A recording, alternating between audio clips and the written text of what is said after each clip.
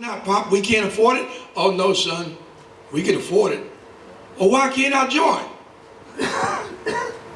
Rubbed on his wrist again. He said, I hate to tell you that, son, but it's a fact of life. Imagine your kid telling you that they want to represent you, the family. They want to represent you, your city or your town. They want to represent you, your nation. And then someone come and tell you, say, that's a pipe dream. Your son will never be that. Imagine your son right now want to be an equestrian rider, or your daughter want to be an equestrian rider because you're not one of the elite family. They won't even let you get into the section where they train to prepare for the competition. Racism, bias is still going on right now in the Olympic movement. Ain't no ifs, ands, and buts about it. That's a royal activity.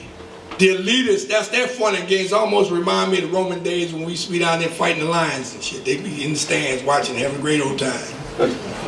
Only difference is now they charge you to get in. So anyway, I go on with this dream about me being this Olympian.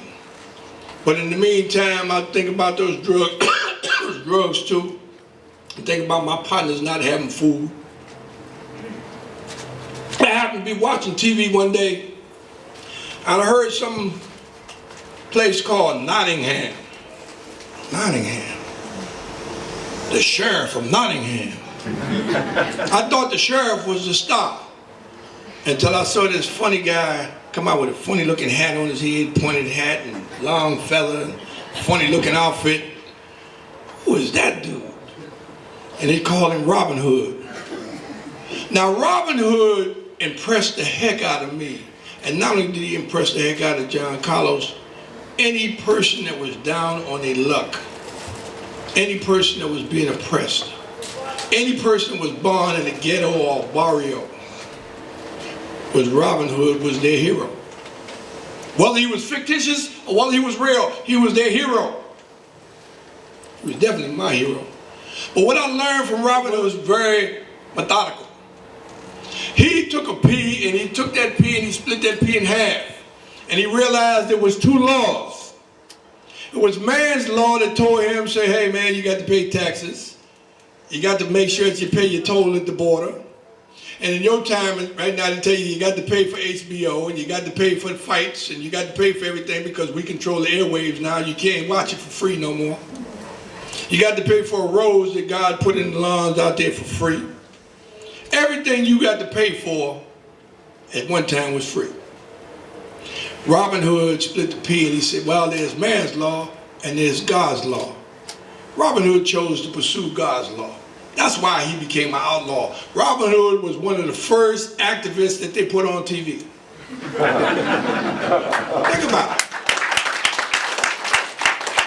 He wasn't concerned about the fact that they might take his job away. He wasn't concerned about the fact that they might intimidate some of his merry men. He wasn't concerned about the sheriff of Nottingham to hunt him down. What he was concerned about was equality and fair play for all people. Became my hero. So then I started looking at the people in my neighborhood that didn't have the ability to stand up for themselves. But I used to know that Robin Hood used to hit some of the carriages that came through Nottingham, make them pay some taxes to him. And they had these trains that come into New York right in front of the Yankee Stadium. Had all kind of goods in them. And the goods that they had them, I didn't find out until after my boys and I decided to go and investigate because as I stated earlier, many people in Harlem didn't have food. If you didn't have an older brother or older sister, then you didn't have no clothes to pass down to your younger kids. So let's go and investigate the trains. We hit the trains, we went in, we found they had frozen food. They had clothes. They had figurines for the house. You know what a figurine is, something that can make you feel good in the morning. You might not have nothing, but a figurine can make you smile. So let's go, merry men. Let's hit these trains. So we started hitting the trains. I remember running across 155th Street Bridge, and I thought to myself one day, just like Robin Hood would think, one day they're going to ask the guy that sits in this little box little box he sits in all day. He reads the paper and it's a telephone there. And he waits for the phone to ring for them to tell him, draw the bridge, open the bridge up, turn the bridge. And I thought about this guy and I stopped and asked him, I said to him, man, you see us run through here a couple times a week. How much money do they pay you to sit in this box? And he said, they don't pay me nowhere near enough. I said, they're going to ask you one day to open this bridge up to keep us from coming from the Bronx back into Harlem. I said, man, I need you to do me a favor. If you give me 5 minutes, every time we roll across this bridge, we'll leave you a box. He said, oh, I can't give you no 5 minutes. Well, I said, okay, and I turned to walk away. He said, but I can give you 3. Got a deal. I left him a box, and he safeguarded us. Now, the cops, those cops, Irish cops I might add too, they was always portly, had big gun belt, but they could roll. You talking about somebody that could truck, boy, they could run. They would chase some of my guys and get them caught, they'd be all up against the wall. And I said, what did you do to that guy? What did he do? Why are you bothering him? But there's 2 detectives, 2 black detectives that was in Harlem that do my father, because my father at the end on the weekends, he used to have the poker game and the crap game. And all the baseball players, all the police that was there, they would come to the games. These 2 detectives, Mr. Lester and Mr. Bryan. Mr. Lester was about 6 feet tall, Mr. Bryan was about 6'6". And they went to my father and they said, Earl, it's been some break-ins and we believe that John is doing these break-ins and you need to tell him. My father was the type of guy, he stopped him, he said, nah, you need to tell him. He's over there in McCoon's Park, which was right across the street from the Yankee Stadium, where they built the new Yankee Stadium, matter of fact. They went over there, they blocked the whole park off, they found me and 2 of my partners in there, and they told my buddies, go sit up against that fence. Johnny, you get in the middle of the field, we didn't want to talk to you. And I'm telling you this to tell you about how God got me to Mexico. So they rolled up on me and they said, listen, we got a few things to tell you. There's been some break-ins. We think we know who's doing it. We can't do anything to them until we catch them. And then they leaned up into my face real close and said, and we're going to catch them too. And then Mr. Bryan said, well, Mr. Lester has something else he wanted to tell you. And Mr. Lester looked at me, he told me, he said, well, John, you have a talent. And I looked at him like, what talent do I have? Now I knew I was a good boxer, I knew I was a good swimmer, I knew I could play basketball. But what talent are you talking about? You're a runner. And when he said I was a runner, I smirked. And Mr. Bryan smacked me on the left side, the right side of my head, and his fingers actually came off on the left side. That's how big this man was. Don't you ever disrespect Mr. Lester. I said, I'm not disrespecting Mr. Lester.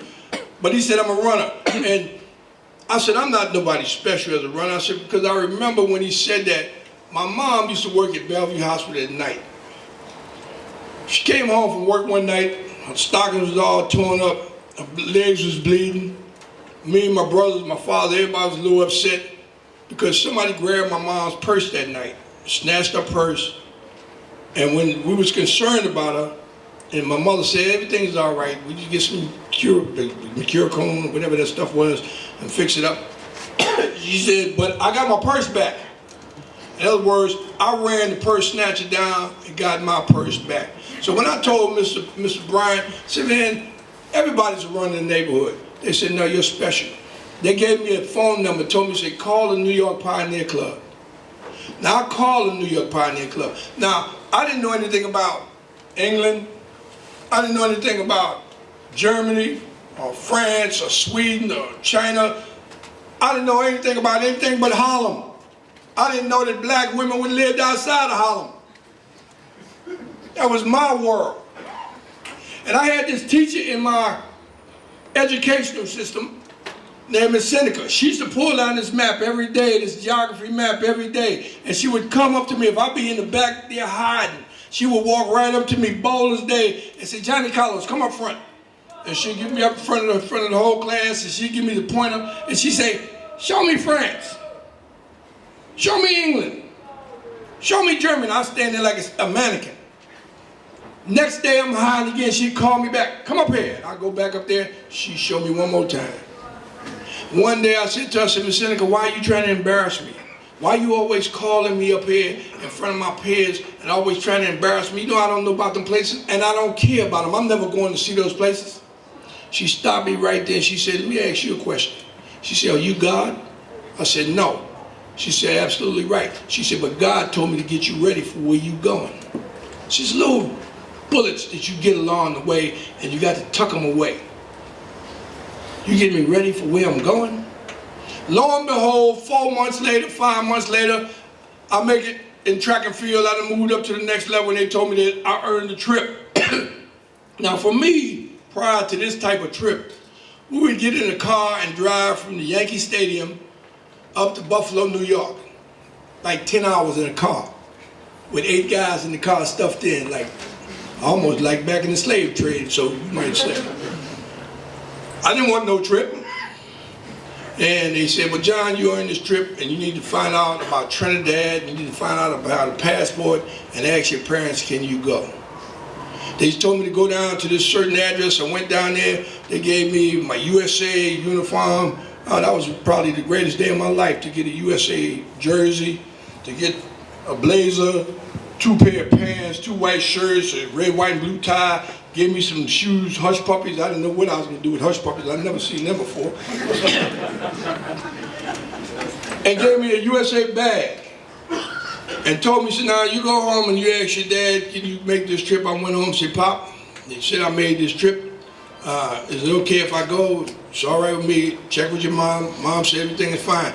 Oh, Dad, they told me to check out Trinidad. What's Trinidad? I didn't know whether Trinidad was something that you wore, whether it was something you ate. I didn't have a clue. And about a passport, he said, well, son, when I get off work, we go to the library, we find the globe, and I'll show you Trinidad on the globe. Sure enough, gets off work, we go to the library, he finds Trinidad and Tobago, finds the United States, and he shows me, he says, here's Trinidad, here's the United States. I said, well, Dad, where's the bridge? I don't see no bridge. All I see is blue. He said to me, he said, well, son, I think you're going to fly. That's why you need the passport. All right. Now, Pop, the passport. Get the passport. February 2nd was like day like it is out there, but below zero. I had a big duffel coat on. I get to the airport. I get on the plane. I'm checking all the people out. And I'm saying, wow, these people fly regular, but I never flew. But I can't let the people know that I never flew. I'm going to do what they do. I get off, I take my coat up, fold my coat up, look at my bag, want to kiss my bag. I was so happy to have it. Tuck it up under the seat. Now I noticed right away, in modern time, if you get on a plane, the stewardess serves you on a tray, she's pushing a cart. But when I was on the plane that time, they didn't have a cart, they had a tray, like in the restaurant. All the drinks on there, and I see them hooking it up. And we take off, we going up, and everything is cool for like the first 45 minutes. Then the plane started jumping around a little bit, and I'm looking like, what's going on? But it settled down.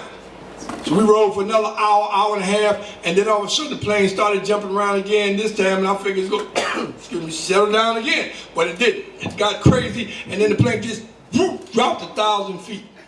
The stewardess threw the tray up in the air, soda, drinks, coffee, tea, everything splattered.